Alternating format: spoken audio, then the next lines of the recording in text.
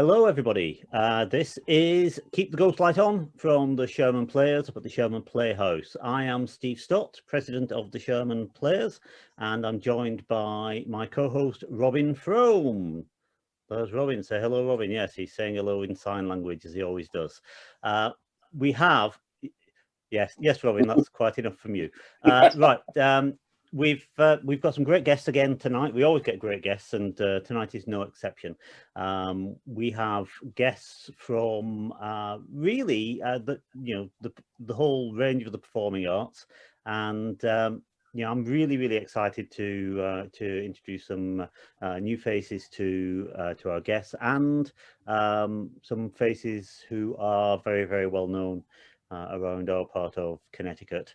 Not only from the police files, but also from being on stage and having a great time and entertaining us. As usual, I normally start off with a bit of news. Again, not a great deal of news to talk about. I noticed that in Australia, they're making plans to open up.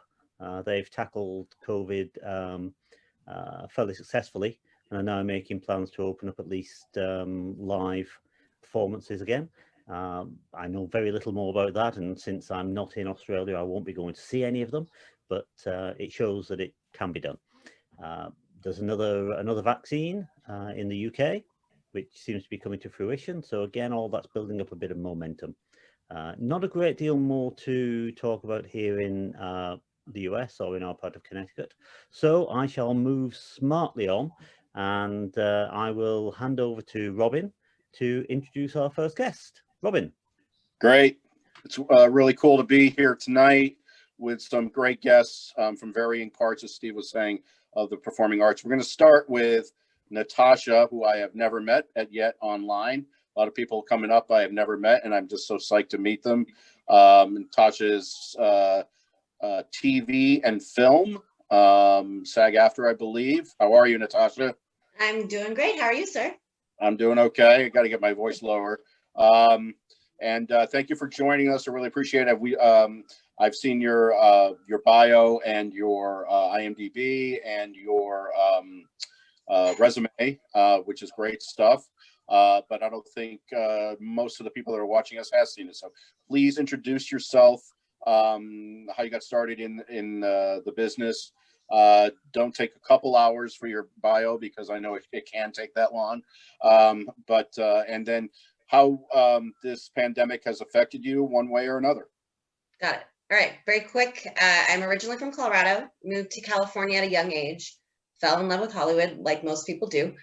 Started at an acting academy. I was there for about 3 years when I was around 15. So like the end of high school, basically. Fell in love with it, but with life, I decided to stick with the dancing that I was doing. And I danced for another 15 years, did a lot of like music videos, toured a couple times and stuff like that. And I kind of just fell away and did life, started working in retail, blah, blah, blah. Then I was approached to do a horror movie because I'm a huge horror fan. And they asked me to be a demon, and they gave me a page of lines in Latin and told me to wing it. And I did, fell in love with it, and haven't stopped since. So I've been back at it for about 5 years. Love it. I've been training a lot with James Sassone, a lot of people from New York, because I'm taking advantage of pandemic, because why not, right? Mm-hmm. So I'm getting a lot of coaches from New York, which I wouldn't have the ability to do here in California normally without the pandemic. So that's been great. A lot of opportunities through James, meeting casting directors, being able to read with them, learning more of the internal side of the business and how casting directors work, how the whole process works versus just, what the actors know. So I'm kind of learned a lot of different ways of looking at it, maybe through the casting director's eyes versus just the actor's eyes. So I've been really taking advantage of that. I've been creating my own clips and web series. So I've been staying very busy. I've created a lot of new relationships with actors that are kind of scattered and bored and trying to find the right path during this pandemic, because it's a struggle, because it's all self-tape now. We don't have that one, let me show you what I can do, and you're just, recording yourself 30 times or whatever to get the right take. So it's been a struggle, but it's also been a nice positive slowdown. So you can actually step back and take a look at where you're going, where you need to go, where you need to focus, yada, yada. So that's my takeaway and my little bio. Okay, so are you working on a project now? And has anything been squashed by the pandemic, or are you still working regularly? I audition regularly. I just did a host gig, but it was filmed at my house, in my place. So the whole set life's gone, unless we do our own set, which I created a web series. It's not out yet. It's called Foster Fire. It's about a group of foster kids that are adopted by a family of firefighters. And so that's been a process. So I'm learning the insides of creating my own content and, you know, just the way of the world, of our industry world anyways. So but there was a couple projects at the beginning that were squashed. One was a web series and nothing's come up out of it. Basically all the funding and everything just fell from COVID. Same thing with the small short film that I was involved in and a documentary about the homeless. So there's been a couple things that have been squashed, but then also other opportunities that weren't there before. So are you operating out of the West Coast? I'm sorry. Are you operating out of the West Coast? I think you are. Yes, California. In like LA area or LA, yeah, LA. Yeah. And so I know that we're all, you know, zooming around as far as the world is concerned, but are you able to get out at all to do anything in person as far as the performing arts are concerned? No, honestly, no, unless I bring a small crew here and we film, which we've done several times, but it's a whole process because we all have to get tested. We all can't leave for a couple days. Then do you know what I mean? Because we have to follow these protocols because we don't want to get sick. Right. And also, even if you do, I mean, just the things that I've read that people have gotten COVID, it's affected their memory. It's affecting you long-term too. So we're trying to be precautious. So yeah, we haven't done anything besides, you know, maybe, I think max I had 4 people. That was 2 actors, the camera guy and the boom guy, you know, so like we got sound, camera, that's it. So yeah. Okay, one thing that we've spotted in these common thread is exactly what you were saying earlier about you making relationships far beyond where you would make the relationships in regular life. Exactly. Do you feel that is that is working in your advantage, to your advantage, or do you feel it's just a necessary evil? It's a little bit of both. I miss auditioning in person because there's an energy exchange when you're in person, right? So, and you're actually performing and you have an audience, not just your phone. But I think I almost have more positive because of all of the casting directors that I've been able to show my skills and my ability. So I've made leaps and bounds sitting at home.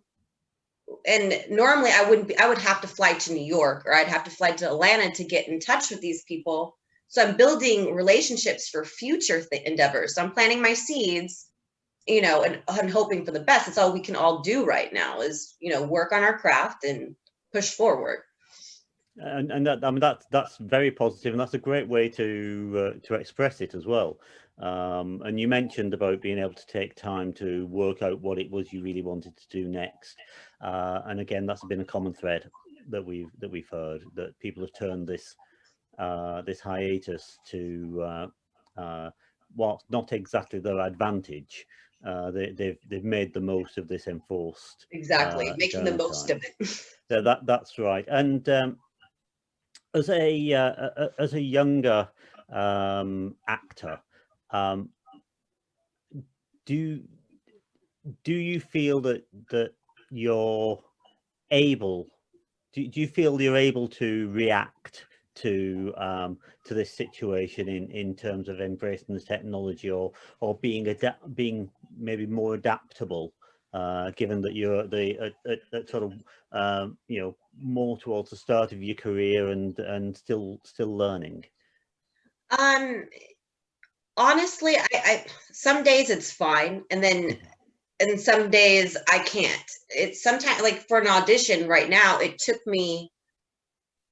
We were on a Zoom call for a good 2 hours just so I can get into it because I couldn't get the connection, and he had literally 3 words like like he was just mostly interrupting me, but I needed that energy connection. Right. Some days it's fine, it's easy, and I can totally just get into it right away. But other days it's hard to get into the whole feel of the character, all of it, because it's so cold and isolated. There's no energy flow. It's just you in a room with lights and your tripod, so some days it's rough, and then you're a chameleon, so Yeah. you Well, gotta I'm seeing Tommy nodding his head because again we'll come to Tommy a little later, but Tommy is I guess right at the very very start of his career, so this is almost normal to Tommy in terms of, and I don't want to speak for you, but in terms of his experience. So it'll be interesting to see how that compares to the others on the call as well, with more experience and more time doing what they do. I think what we'll do, we'll move to we'll move on. Don't go anywhere. Stay there. We've got a very large coach. You can just shuffle along, and we'll squeeze in our next guest. And I think our next guest is Bobby. Is that right, Robin? Yep. Bobby. Okay, and I'll introduce Bobby. I've known Bobby for a number of years through musicals at Richter. I've been involved in a few shows. My family have been involved in a few shows, and also in some of the organisation around stuff that goes on at Musicals at Richter is, Bobby will correct me if I'm wrong, it's the oldest outdoor musical theatre in Connecticut. And I think this would be the 36th year. There he's nodding. He can correct me if I'm wrong. Bobby, I know, is a talented actor and singer in musicals. I also know, Bobby, that you are involved in choral music as well, and you've recently made the leap into teaching as well. So as if trying to act and sing and be an administrator. Yes, Bobby has been involved with Musicals at Richter for most of the 36 years, if not all, and he's now the executive director. But he's now also gone into the other hardest hit profession by COVID. Which is teaching, so he's a glutton for punishment. Anyway, I don't want to give away too much of your bio. Let's hear from you, Bobby, as to how you started and how you've done what you've done, and where you are now. I got nothing else to say. You said everything, Steve. I mean, the only thing you didn't mention was my prison sentence, but you know. Oh, that's we don't talk about that. Witness protection doesn't count. I was born and raised in Connecticut. I went to college at Wake Forest University, where I was a business management major and a speech communication theater arts minor. I spent all of my time in the theater department and none of it in the business. Just did what I had to do to just pass my business classes and get my degree. And then I graduated, and I just did not want to do the business world because I just did not want to have to get a suit on every day. I was not interested. And I just sort of piddled around in the restaurant industry, actor's favorite other vocation. And then I moved to Carolina for a couple of years, and then I moved into New York City, and I ended up being the banquet manager for the special events at Tribeca Grill. And I was that for 6 years. And then I ended up moving back to Connecticut. And so I've always done theater. I've always done choirs. I love choral singing more than anything. A good harmony is just amazing. So I am in 2 choirs. Well, I was in 2 choirs. Yeah. I sing with the Connecticut Master Chorale, and I sing with the Waterbury Chorale. Unfortunately, both groups are non-existent right now because of because of the pandemic. And but hopefully we'll get back soon. I've been on stage doing various things. I was at Candlewood Playhouse for a couple shows when Candlewood Playhouse still existed here in New Fairfield. But I also performed in Bellport, where the sister theater is, in Long Island. I did like a couple local TV commercials. I started Oh, we've lost you, Bobby. Graduated college. There we go, and you're back. I'm sorry? We lost you for a second or two. Oh, sorry. It's probably my internet. And I've been performing off and on again at Richter since 1989. I've done some great shows there. And I don't know, I became executive director in 2015. And so I've been that ever since. And I'm also on the Friends of Richter board of directors. So I actually, the pandemic actually came at a great time in my life because, you know, I decided that I wanted to become a math teacher, and being a business major, I didn't have the math credits that were required. So I had to go back to school to take all these math classes. So for the past couple of years, I've just been going to the community colleges, taking up these math courses and working full time. And then I started the NYU Masters in Teaching residency program last July.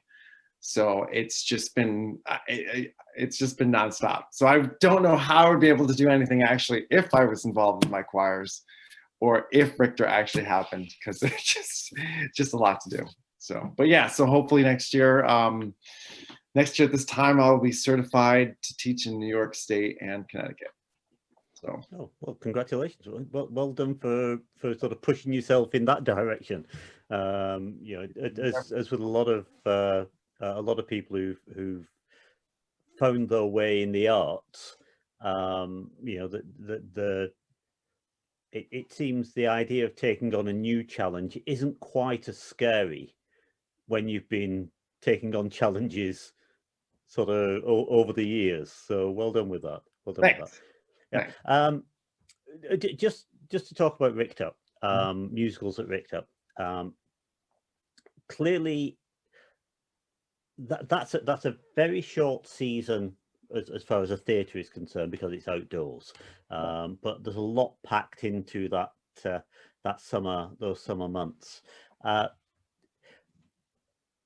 What would you say is the secret to Richter's success? Because it is a success. I thoroughly enjoy going to Richter. I know what I think it is because I know what I enjoy from the audience. But what would you say is Richter's secret to success? I would have to say, like, one of the biggest secrets to Richter's success is family. And because we've had a lot of family groups, like your family, for instance, is like the perfect instance. I mean, you've been on stage, your daughter's been on stage, your wife's on the board of directors. I mean, it's like and Richter seems to, unless you've performed outside, there's just something magical about performing outside, and there's something magical about musicals at Richter, and you just get this passion to perform it, and it's just a magical place. And I think that the success is Richter's very fortunate to find very passionate, giving people that come, and because, you know, nobody really gets paid, you know, no one on the board gets paid, and you know, it's like, you know, it's a labor of love, and we've just been very fortunate to find some really super talented people that just happen to come our way. And yeah, it's just, and it's family. I mean, it's one big family. That I'm well, more than guessing, you know, I kind of know that is a way that Richter can survive, you know, this type of situation. You know, people aren't going to flee Richter. And in fact, you have masterminded, being able to put on a season in name at least. Well, no, we are consecutive, and Yes. I even performed on that stage this summer myself. A lot of people perform, so we can honestly, with a good conscience, say that we had our 36th season.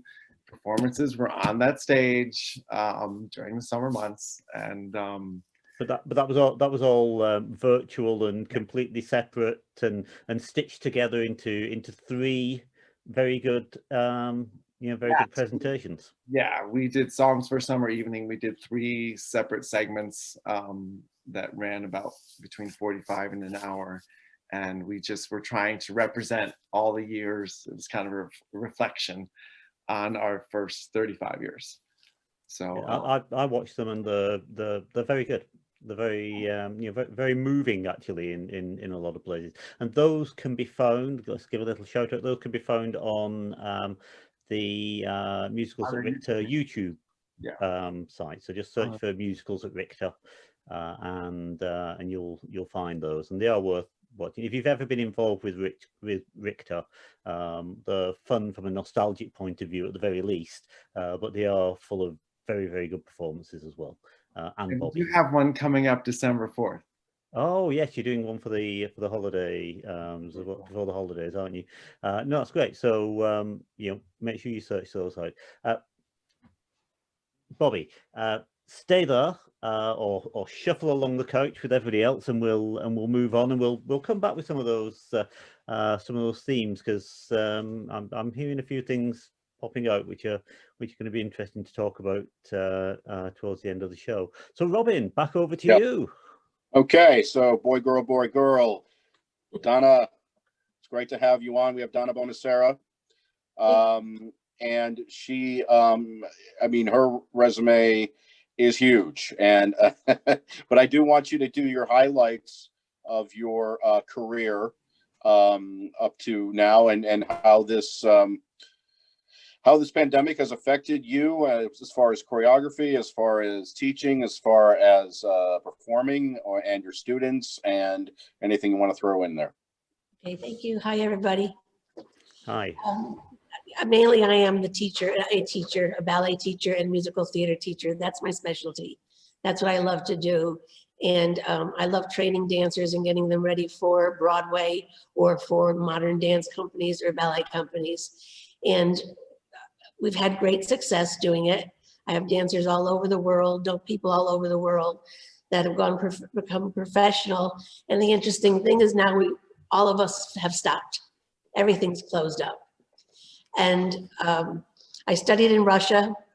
I received my diploma in ballet from the choreographic schools in Russia to teach ballet. And I also studied with Lee Theodore with the American Dance Machine for musical theater, which was to preserve the Broadway dances and film classics. And quite honestly, when March came about, everything just came to a halt and everything closed down. In the past, if things got bad, and I'm the director of Connecticut Dance Theater here in Watertown, Connecticut, and if things got bad, I had other things that I could do in the arts. And right now, all the places that I teach at all closed down from March until July. And then I do have a big program that I started called Dance for the Love of It and Dance for the Health of It for senior citizens. And it really was a very popular program. And according to the rules of the state of Connecticut and Yale Public Health, and senior citizens being the most vulnerable, we thought that was a program that we were going to have to put aside. But we ended up having that be the first program that we brought back. We had in classes 25 students, senior citizens, taking a dance class. We built it, they were taking tap classes, they were taking chair yoga classes, and then we were about to give them acting classes. But we broke the classes down into small groups now. It's still going strongly. They don't miss a beat. They're very dedicated to the program, and it's something that I really want to hold on to and actually hope that I could expand it elsewhere. I do a lot of teaching at other organizations, the Nutmeg Ballet Company in Torrington. I used to be the associate director. The dancers that I helped train are now the directors of the organization. And during the pandemic, they have students that come in from all over the country. So we brought them back in August. Of course, we all had to be COVID tested. They all had to stay together for 2 weeks, and then we started up the programs. I was also teaching I also teach in West Hartford at Ballet Theater Company, and I now teach, my classes are on Zoom with them. So I don't have to drive to West Hartford or be in the studio with them, but I'm giving them Zoom classes. And I also am on the adjunct faculty of the Gunnery in Washington. And unfortunately, we were supposed to start last March. We had close to 15 students that registered for dance education. And unfortunately, most of them were from China and from Vietnam. So we could not start the program. And it didn't work out for them to do it on Zoom because of their living facilities wouldn't allow it. But I am back up there. I did go back up starting in September, but we're closed down again. So I won't start that program probably until March of 2021. Okay. Go ahead. Go ahead. I was just gonna say, I do a lot of work at the Warner Theater. I'm one of the original stage members, and which was to rebuild the Warner Theater and to renovate it. And it's a gorgeous, gorgeous theater, and it's a prime treasure jewel for Torrington, Connecticut. I've had the pleasure of directing some of the shows and choreographing some of the shows. And that's what I also love to do. Awesome. Yeah. And we all have to go. It's great that we always go to so many different places, whether it's pandemic or non-pandemic, and now we can try to do it virtually as best as we can, which is hard. But I'm glad that you guys opened up, especially for the senior citizens and the other students. And if you can tell me, I think the word is acclimation. How are they acclimating to all of this? Does it dampen their spirits? Or are they just tough fighters and they're just going to do it? My senior citizens? Well, all of them. Well, my senior citizens, let me just tell you, when they come in, we take their temperature. They dance with a mask on. Okay. And we're 6 feet apart, sometimes 12, depending on the size of the class. But my students in Torrington at the Nutmeg Ballet, we had to teach 3-hour classes. And so the groups were on separate floors, and they couldn't intermingle with each other, nor could the day students be a part of what was going on for the residency program. And I have to say, they really are troopers. They've adapted, they're wearing a mask and doing very athletic, strenuous dancing with a mask on for 3 hours straight. And that went on for about, well, actually it's still going on, but now we have, instead of classes going on for 3 hours, we broke it down back to an 1.5 hour class because they were getting ready for repertoire to produce their Nutcracker with live streaming. Wow. Yeah. So the Nutcracker that's being put together, is that being handled separately? Are you getting groups together for individual performances? How's that physically going to work? They're breaking it down from what I also do a Nutcracker, but I do it very differently. We're not doing one this year, but they're breaking it down according to the groups that they have. So for example, group 1, they're cast A. So they stay together the whole time. And then another cast comes in, which is group 2.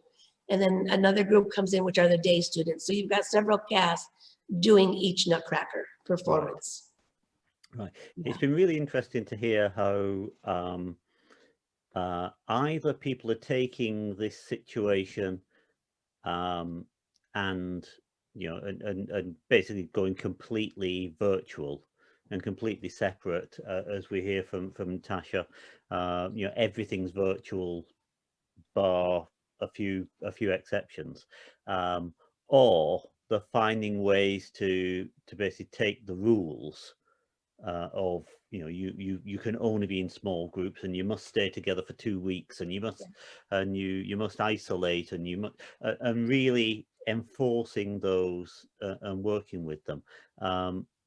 Because what concerns me, and this concerned me sort of way back, was that notion of, especially with young people in theatre, you know, 50% is putting on the show, 50% is hanging around giggling together and being in the cabals, and Bobby's smiling because he knows this is exactly what happens at Richter. You know, the kids get into theatre and have a fantastic time, not because they're in the show and not because they're on the stage, because they're doing all that other fun stuff. Do you feel that's, and I don't really know whether that's a situation that you find in dance and ballet, whether or not you get those little cliques and cabals and friendship groups, but do you feel that's something that's been affected, or do you feel you're able to preserve that with the way that you're working? Well, I think it depends where I am.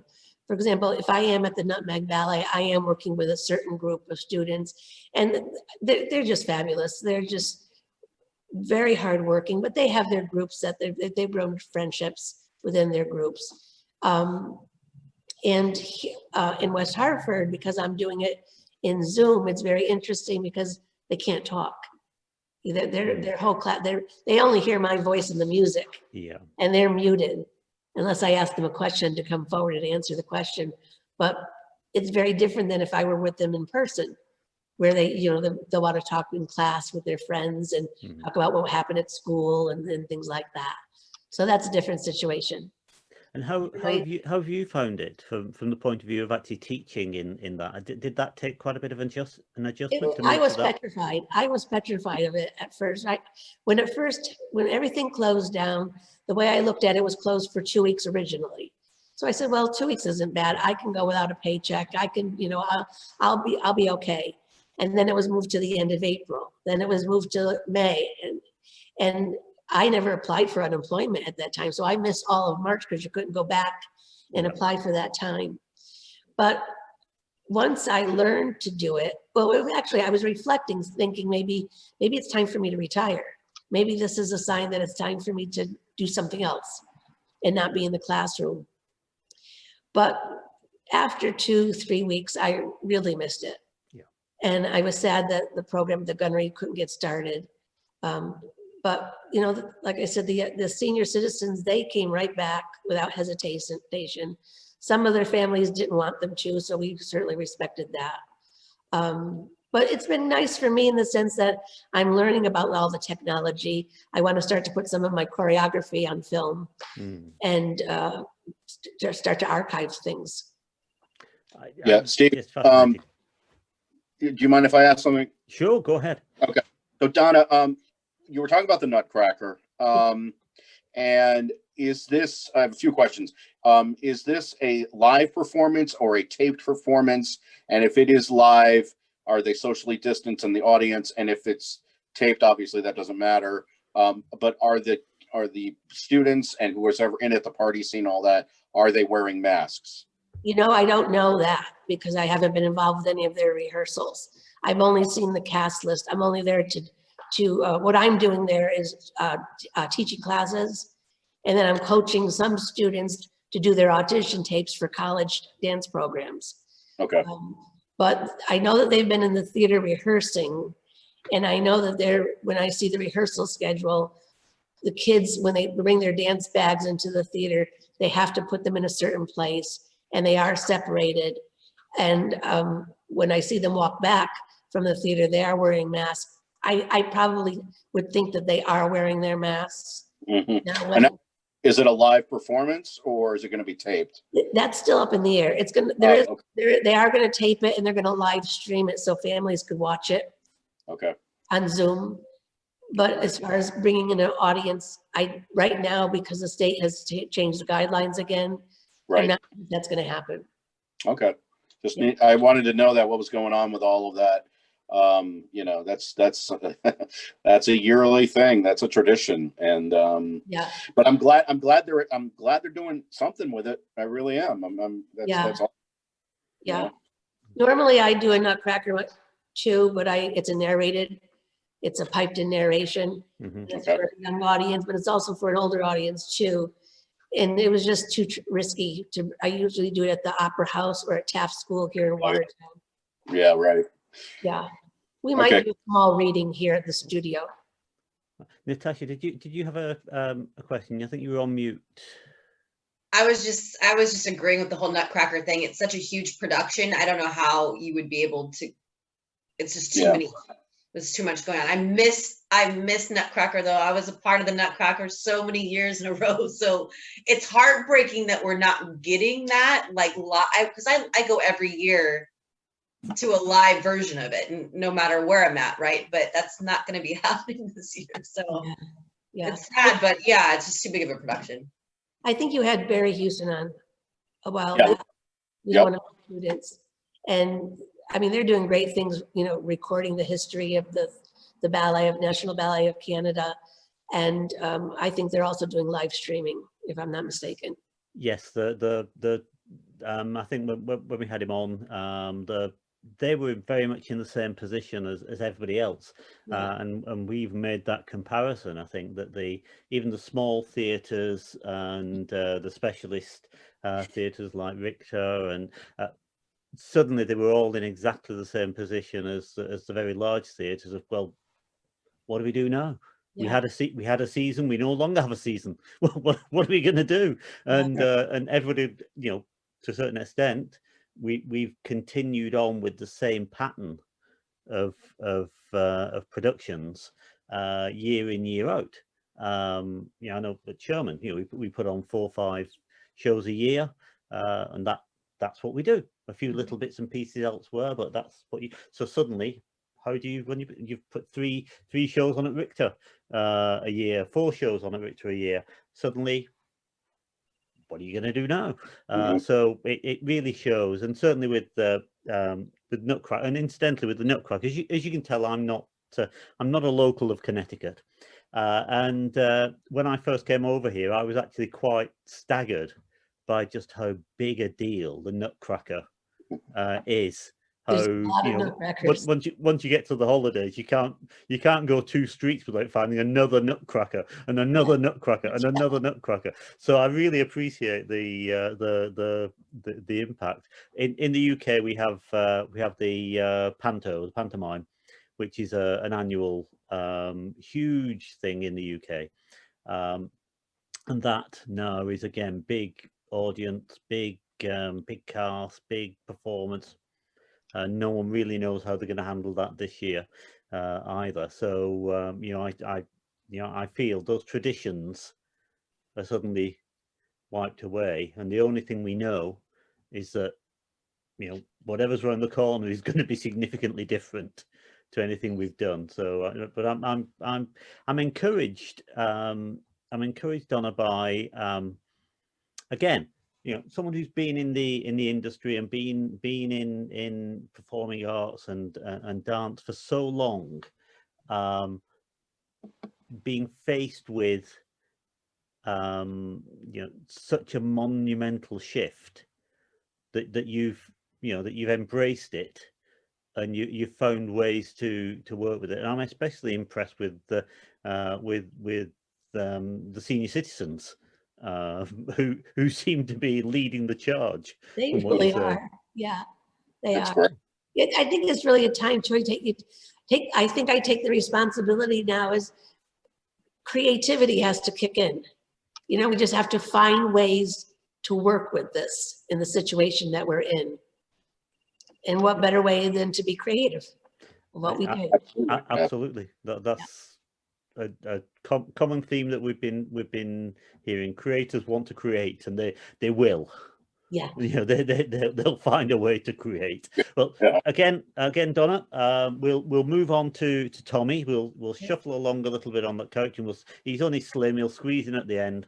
But Robin, do you want to give Tommy a little intro? Sure. Hey, Tommy, move down the couch. Give him some room. Been sitting on the arm this whole time. That's usually the case, right? So Tommy and I we've been working for a while, better part of 10 years, I think, in one project or another.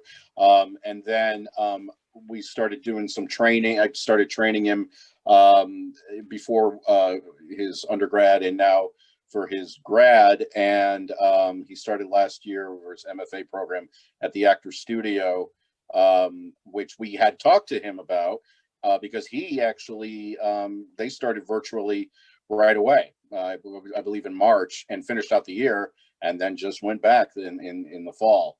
So I wanted to know if anything is different this year, if everybody's used to it, and their attitudes at the Actors Studio.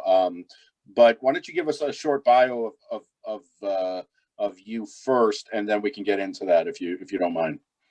Yeah, no. So hi everyone. Happy to be here. Yeah, no. So I started when I was really little. Growing up, I always loved just playing as characters, doing make-believe and all that. And my mom put me in a theater kids program, and that lasted a couple years. I was with that group, and then I got out of that program and started reaching out into my community, doing school productions and doing community productions, where, yeah, I ultimately met Robin and Steve. And it wasn't until towards the end of high school, when I was doing productions of Carousel and Cats, I was like, yeah, I actually love this, and I want to do this as a career. Yeah, so I got to work with Robin more. He helped with applying for colleges. I went to Western Connecticut State University for my undergrad, and there I got my BA in theater performance. And I spent a gap year, and in that gap year, I realized, like, yeah, I want to go back to school. Like, I felt like I was really starting to, as an actor, really understand the craft more, and I love school. And I was like, well, I got to go back. So I started looking for different grad programs, and yeah, there's something about the Actors Studio Drama School that really drew to me. So I auditioned, and I auditioned with Robin. He was the Joe Keller to my Chris Keller and All My Sons. And yeah, I knew right away in that audition that I was like, yeah, I want to go here after my interview. And yeah, I was psyched. I was prepping for the fall to be in the city, to make the move.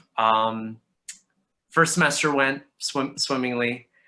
And then around March, we were supposed to have our spring break. And when we were going to return, we were going to start scene work. And because of COVID, school just switched to remote, but we continued rehearsing our scenes in our basic techniques class, and we just continued school just online. And in the beginning, it was very rough. And, you know, to be honest, what is it, like 7-8 months later, it still is. It's still hard to not sit down with someone anywhere, in a studio, in your house or whatever, and work through a scene and talk about it and go through it. But Natasha, I think you said it best in the beginning. You know, it's like, as artists, it's a good time to kind of take a step back, and it's like, okay, where do I want to go from here? So yeah, it's, you know, there really is no sign of anything going back. You know, like, all of our teachers are online, and the students that are there now, they're only allowed like 2 people per classroom. So a large majority of the cohort my cohort and the one above me and below me are all online. So it really is, it's tough, but you know, it's like the show must go on. I'm not trying to throw that in there, but you know, it's true. It's finding that way to continue. And is this a 2-year or a 3-year program? It's a 3-year, yeah. So all right, well that's good. Yeah. So hopefully, in my 3rd year, there will be some kind of not normal, but like a way of where we can all just be together, and with this everything that COVID brought, like we learned from it and press forward.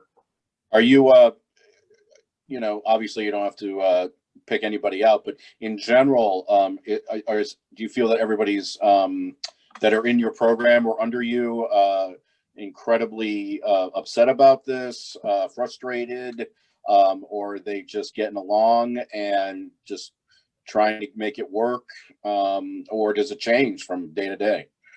I think I can speak for the people in my cohort that everyone is pushing to continue. But just this year I started scene work, the actual class of scene work, and I don't think there hasn't been one student, and including the teacher also, that were like I just miss being together. I just miss all of us in the classroom, you know, having those moments together, including myself. But yeah, we're all pushing along, and with that class, we actually we all partnered up. We picked a scene, and that was really what we were working on for the whole semester, was one scene. And right before I got on, actually, we just had scene work class, because next week is our festival week, where everything that we've been working on in the semester, we're supposed to do it in the Black Box Studios in front of a live audience. But this year, we're still gonna do that. We're still gonna do the performances, but it's just all gonna be through Zoom, and it's gonna be live. It's gonna be interesting, because the first semester of your first year, you just watch, you know, like you're really breaking down the artist, the person, and really it's the second semester of your first year where you start to perform.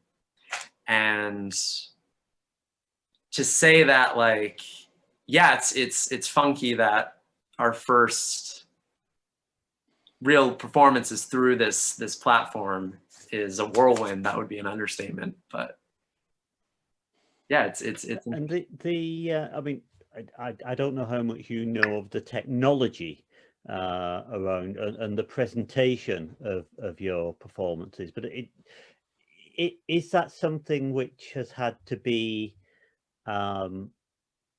specially arranged, as in, you know, we're all sitting on Zoom here, which we can do in front of our phones and computers, and is what it is.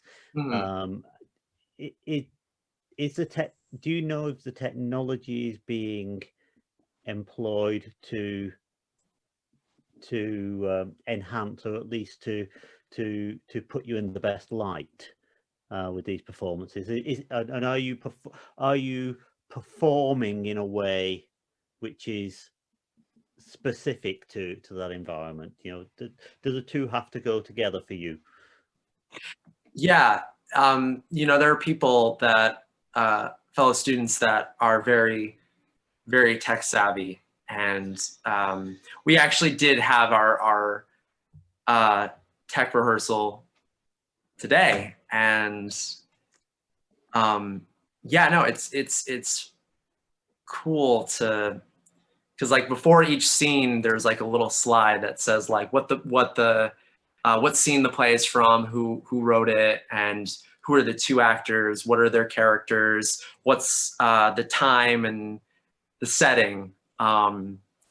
So it's cool. We're making it work, and we're having fun with it. And today, just doing that brought me back to when we're all in tech rehearsal for a play or a musical, or any kind of show. And yeah, it was kind of nice. I got like a little like, oh, I love this. I miss this kind of feeling. Yeah. When everyone's pulling together to make it happen, and there's a little bit more energy than you've seen for a few weeks. Right. I get that. That energy is what was there today. It was cool. Like everyone was together and. Oh, good. It's good that it can work. Now these performances that you're putting on, are these something which are available for general viewing, or is it restricted to to a set of viewers specifically for you? I'm wondering whether this is something that anybody can watch, or whether it is something that is very restricted to the school. So unfortunately, it is something that it's not like it's going to be on like Facebook or something that you can just log in and watch. But each student in the classroom is allowed 5 people. And really that translates to 5 screens. Yeah. So if you can get so many heads in one screen, and that'll work out. But yeah, well, no. I do hope you've invited Mr. Frome to watch you. And if not, you should do. I haven't gotten anything. Oh, there you go. Well, we just got the info today. I got time. He wants to see the fruits of his labors, but God damn it. So Tommy, Steve, this may go for other people too. It's interesting. I've been talking to some people about, for example, there's one guy that is a documentary film director. I asked him to be on this. I don't think he has time to do it, but he is basically Zooming all of these meetings that he would have to fly to Canada and fly somewhere else in Canada, go to England, go to here, and he's psyched he doesn't have to do that, And we had Tommy Hardesty on, who does musical scores for a lot of Disney stuff over in he has his own studio over in California, and this is small, but he's psyched he doesn't have to get on the LA freeway, and go 3 hours one way and 3 hours another, and I was thinking about you. You're operating out of your house. Is it, at least, are you saving any money that you would be paying in New York City, shelling it out there? Or something that was really cool about my first year, moving into the city, I was kind of like not trying to like that stereotypical like, oh, country kid moving into the city, but yeah, like I did have trouble. But that's who you were. That's who I was. Yeah, that's who I was. I was that archetype. But yeah, no, I remember my first semester. I had trouble feeling grounded in the city, and that was scary, but it was also awesome at the same time. Mm-hmm. So my second semester, when COVID hit, and it was nice to, I guess come back to my roots, and with all these revelations and discoveries that I've made in the first few months in the city, and to come home and marry that with being home and applying that, and it was really cool. There was actually a quick story. In my basic techniques class, we work a lot on relaxation. And I was doing something, this is when we were doing our scene work also. And I could feel it. I could feel like I was jittery. It was like our second or third week doing this whole platform. And my teacher, Ms. B, she's hearing something in the background, and it's my dog, and she's snoring. She's like, Tom, do you have a dog? And I was like, yeah. And she was like, bring her on the camera and hold her and just listen to her breathing and just the warmth she gives, you know, and that's just an example of feeling rooted and in my home, you know. So yeah, I mean that's fascinating, and it's also an example of using the situation that you're in. And again, we heard this sort of way back. I think this was one of our first few shows. I think it was Elizabeth Parkinson who brought this up, that what she was finding was she had to find ways to use what was there. You're in your own home, you're surrounded, you know, this is your scene. You know, why not use it? So yeah, I mean, that's you know, why try to pretend that you're in a black box studio when you clearly aren't? But you are in a more of a environment that you control. Yeah. Yourself. So use that. So no, that's absolutely fascinating. And I hope your dog's a cute one and not some ugly thing that scares people on Zoom. No, she is. I got pictures. Oh, good. Oh, good. Got a cone on her head too. Oh, very nice. Bobby, I just wanted to ask you a quick question. Just picking up on, you know, what one of your many lives as you've gone along. You say you were responsible as sort of banqueting coordinator. Clearly, that's an industry that's been very, very badly hit as well. Do you still have contacts in that industry who you hear about? How's that affecting them? I mean, I do not. I do know that the chef had just opened a restaurant in Greenwich, like in February. Oh.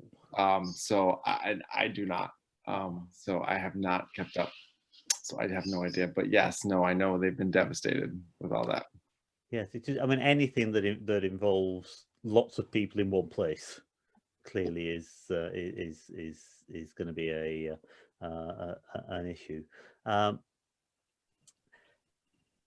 Again, one of the things that we're hearing in this in this session really is adaptability, and the fact that you've got to be able to adapt, and you've got to be able to take advantage of whatever is thrown at you, and as we said earlier, creative types seem to be especially suited to survive in this situation, and that's notwithstanding the parts of the industry that are genuinely suffering. You know, the people who can't make a living, you know, and aren't in a position to create and spend their time, you know, writing songs or producing web shows or, you know, or that sort of thing. But it does seem to be that there's something about creative types. It's because we're used to rejection, Steve. Rejection. You've always been rejected. that may actually have something to do with it, because again, we're used to not getting the part and having to just face it. Okay, I just have to deal with it. I didn't get the role. I didn't get this. I just have to deal with it. Pick myself up, put my best foot forward, my best face forward, and go on. So I just think we're used to it. I mean, that's just in the mindset. I totally agree with you. Totally agree with you on that. And as I think we've said a few times, as Robin raised a few times a few weeks ago, it's never been an easy environment to be, in terms of things going smoothly all the time. So maybe that, and what is encouraging, what is very encouraging is, as I mentioned earlier, we've had a range of people on the show at different positions in their career, at different levels of success, or different where they've been there, they've seen it, they've done it, or they're just starting out.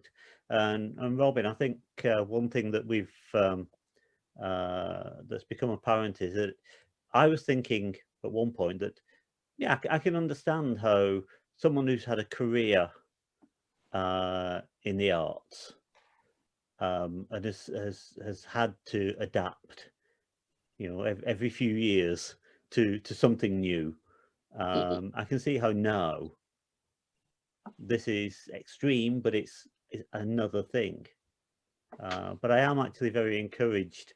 So Tommy and Natasha, that sort of early in your career, you're showing that adaptability and you're showing that spirit to say, okay, this isn't it. Yeah, this isn't the end. This is just another stage. I'm very, very encouraged by that.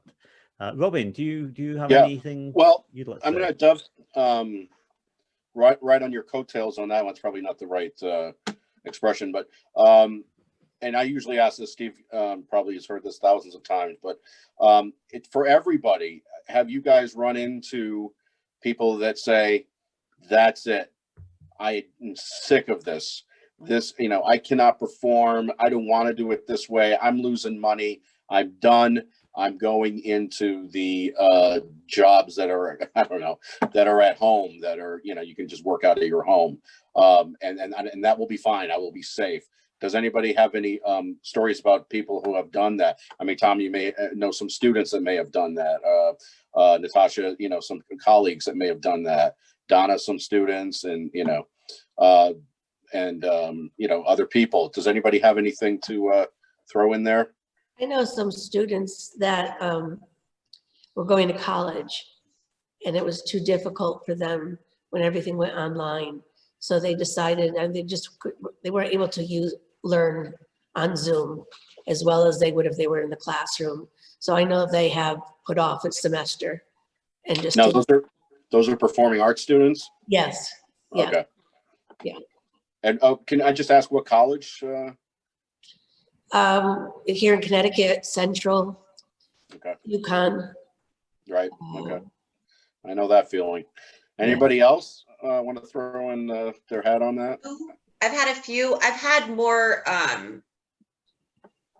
just actor friends that I've been in class with that can't, the same thing that Donna's saying, they just can't learn. They can't learn in this new reality. So they just stop training and they're still going after the auditions and stuff, but we all know that doesn't work. So unless you are just wonderfully gifted and you were born that way, but that's very rare. So, right. And I see a lot of, they're not going into another profession. Exactly. Well, I've actually had a couple that have gone into like retail because they just can't handle it anymore because everything is dead. But that's more of the voiceover side, which that's a mind boggle to me because you could just build your own sound studio and buy a good mic and record from here. So like I've actually gotten more voiceover work than anything else because I did that. So It's a little hit and miss, and I've seen it slowly getting worse come around the holidays. And I don't know if it's because the lack of support or I don't really know what it is, but I've seen quite a few just like the past couple of months. So it's sad, but then again, if your heart's not really in this, then you shouldn't be here in the beginning. This is too hard of a career path. I mean, this is 98% rejection. This is you pushing constantly, you constantly learning. Everything's constantly changing. So you got to be up on everything. So we don't do 40-hour weeks. We do like 120-hour weeks, guys. Like we don't quit. That's what creators do, because even when we're laying in bed, we're thinking about the next thing we're doing, or I don't know how many times I woke up at 3 o'clock in the morning. I write something really weird Yeah. down in the morning. I'm going, what the hell? Yeah. So, but you know, you get creative. So, I mean, that's what we do. So, Yeah, if, I hear. and that's what it comes down to. If your heart's not in it, you shouldn't be in it anyway. So, We've got a crap load of spaghetti to throw against the wall and see what sticks. Yeah, I mean, I know Robin's flinging spaghetti left, right, and centre at the moment, and it's actually very encouraging. I mean, it's also a little sort of homespun story that it is quite interesting to see, to observe, you know, the things Robin is getting involved in. I mean, even this, you know, this was came from the mind of Robin Frome. It escaped, and it was pleased to escape that dark and scary place, and became this. So you know, it's been fun, and I think that the other way to look at that notion of, you know, if your heart's not in it, you shouldn't be doing it, is that if it's what you were meant to do, and it's what you love to do, you will find a way to do it. to be involved. I mean, I was interested, Natasha, when you were talking about learning more about the casting side of things, the way casting directors work. There's opportunities to learn in different ways. And when you do that, it helps you understand all of the components, and it makes the rejection less rough and hard and heartbreaking, because you get attached to these characters. I don't care who you are, you get attached because you're creating this. I mean, yes, there's words on a paper, but you got to make it come to life. So you get a lot of rejections. So you got to look at it in a different way, because it's not necessarily you're a bad actor. You might just not be right for the part. You got to learn why they don't want you. And then if you can break down why, and you can find things you can adjust, or, hey, I'm strong here, let's focus on that. And it just helps the all around development of your career in general, and where you need to be, you know, just anything that you need to work on in general, where you're lacking, where you're not lacking, where your strengths are, blah, blah, blah, blah. Finding those connections and disconnections. Yeah. Tommy, one question that's been nagging at me. I hope I can get it out. So, would you have rathered, looking back on it, they are saying the actor studio cannot have you guys this next year. We are going to take a year off from doing anything. We'll see you the next year. Would you have rather had that happen, go back in person, than do the Zoom classes that you're doing now? Now that I'm remembering, and that was something that was a lot of students were considering, and that was like, why don't we do this? Why don't we just take this year off? And, you know, if the right things are happening, people are wearing their masks, staying their distance, we can go back to that. But to answer your question, I would stay on the path that I am right now. Okay, cool. Yeah, because I feel like I was on the track with not just getting my master's, but also this artistic journey. Good. Let's keep going. Yeah. That's the right answer. Yeah. Could you imagine if you didn't know? How bored would you be right now? Yeah. What would you actually be doing? Fixing his house. Yeah, that's a very good point, Natasha. And again, you know, maybe that is another motivator for people who are creative, that unless you are doing something, you know, you'd be doing nothing at all. So it's been very motivating, because it's like what happening is so serious that it's like, you kind of need that special something to just keep going. Well, you need to play. You need to play. You need to play. Exactly. It's an outlet to play. Yeah, it's like therapy. Yeah, exactly. And if we didn't have this technology, I always say this, if this happened 50 years ago, 60 years ago, Spanish flu stuff going on, I think places would shut down like the Actor Studio because you had no other recourse. You wouldn't know what to do. There's no internet. Yeah. So you make phone calls to people or something. Yeah, you would just be on the phone with people. Yeah. Pacing with the long cord from the kitchen to the living room. That's You forgot your line. yes. Let me go grab my script. Hold up. I don't know when this would be, but yeah, you would take a little note, tie it to a bird, and take a There you go. go to your team partner. And wait for your next interruption to come back. Yeah. Right.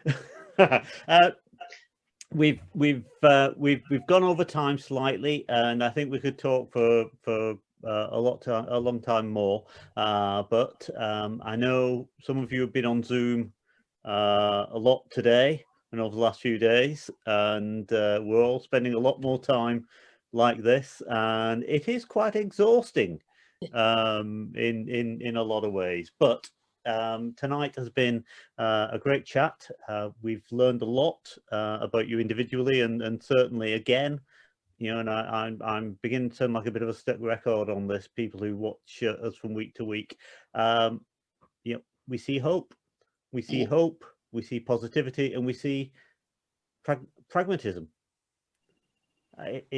Bobby. Can I just say something real quick? Because I can't speak professionally, but once we're through this, I'm going to tell you, the choirs are all going to rock. Theater performances are all going to rock because people are just so ready to get back into it. So, Absolutely. I can't wait. It's just, we miss it so much. And once we get back to reality, everything is just going to rock. It is. Yeah. I totally agree. I'm excited because we've literally had like a year of downtime just developing our skill set. And we're going to be so excited when we can get back to it that you're going to see amazing work coming out of, it's going to be a whole new level of creativity and art for us to just soak up like a sponge. Like, I'm thrilled about this. You got to look at the positive, right? So that's going to have definitely, Bobby, I agree 100%. Yep. And my thought is that when we come out of this, we will have another medium which will have been developed. We've and it may not be Zoom performances like this, but there'll be an appetite for some of the unique format that has been developed as we go through this as well. So we will come out of this richer. I agree, Bobby, and that it's going to explode. Maybe if we think, Donna, you've been used to working in a particular way for a number of years. You now have more strings to your bow.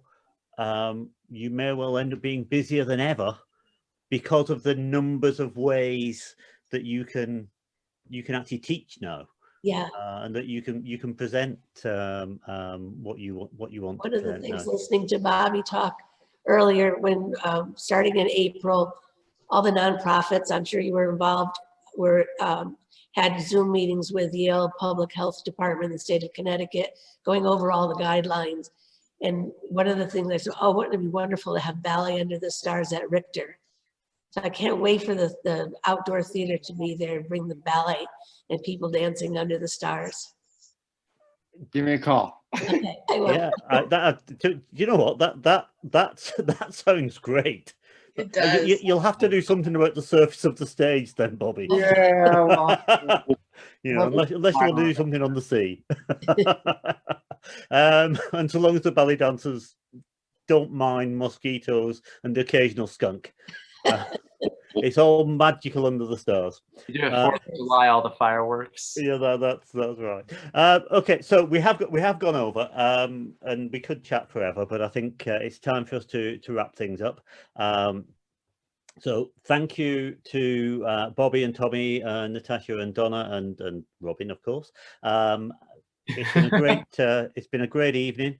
I've thoroughly enjoyed myself, and I hope you've had some fun as well. And I hope our viewers out there on Facebook and wherever we end up posting this video have enjoyed it too. I hope you've taken away the energy that's there. And as Bobby says, once the doors open again, just watch out.